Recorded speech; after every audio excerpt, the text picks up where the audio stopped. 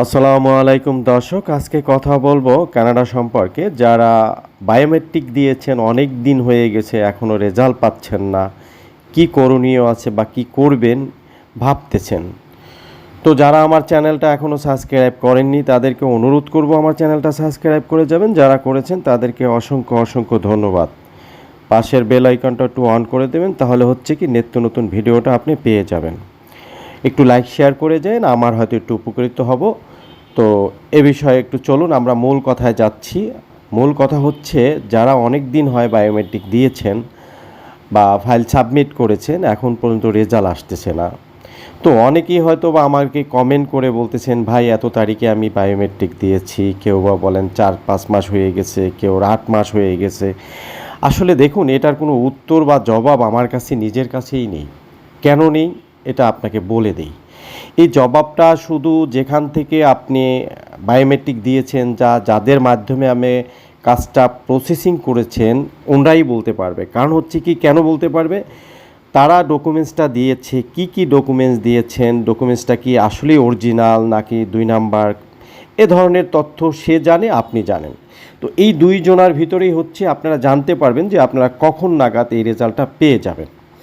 তো মূলত হচ্ছে, দেখুন, যারা হয়তো বা একদম প্রপারলি ডকুমেন্টস দিয়েছেন, কারোর ডকুমেন্টসেই হচ্ছে বা রেজাল্ট কোনো দিনই দীর্ঘদিন হয়নি, একদম প্রপারলি ওয়ে 2 থেকে 3 মাসের মধ্যে চলে আসছে, বা কোনো ক্ষেত্রে 45 ডেজ 45 দিনের মধ্যে চলে আসছে।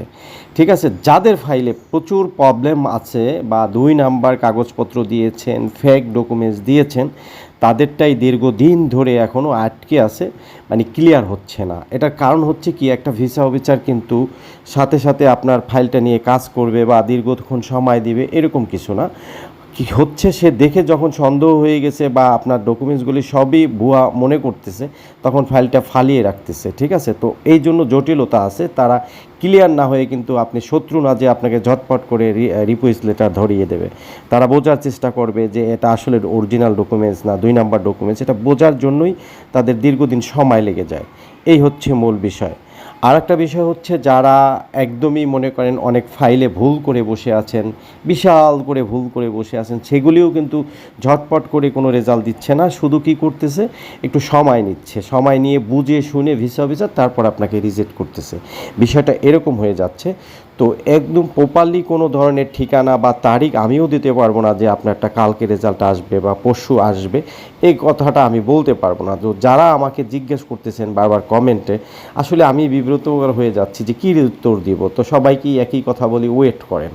আসলে এটাও একটা আপনাদের কাছে বিরক্ত, তাই না? যে বেচারার কাছে জিজ্ঞেস করতেছি বা ব্যক্তির কাছে জিজ্ঞেস করছি, সে শুধু ওয়েট শব্দটা ইউজ করতেছে। আসলে আমি বা কী বলবো বলেন? হ্যাঁ, আমার কাছ থেকে বা আমি যদি ফাইলটা আপনার সাবমিট করতাম, তাহলে আমি বুঝতে পারতাম যে আসলে ডকুমেন্টসটার ভিতরে কোথায় কোথায় প্রবলেম ছিল, কী প্রবলেমের কারণবশত আপনাকে রেজাল্টটা আটকিয়ে রেখেছে, এখনও দিচ্ছে না।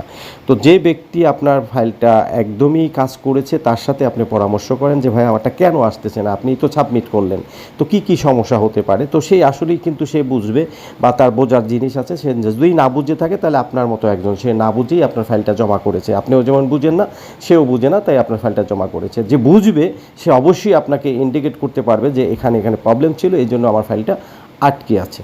তো যাই হোক, আসলে আমার কথাটা বুঝতে পারছেন তো, যদি বুঝে থাকেন তাহলে তো ধন্যবাদ, আর না বুঝতে পারলে আমার ব্যর্থতা। তো ভালো থাকবেন, সুস্থ থাকবেন, আল্লাহ হাফেজ। আবার নতুন কোনো ভিডিও নিয়ে আসবো।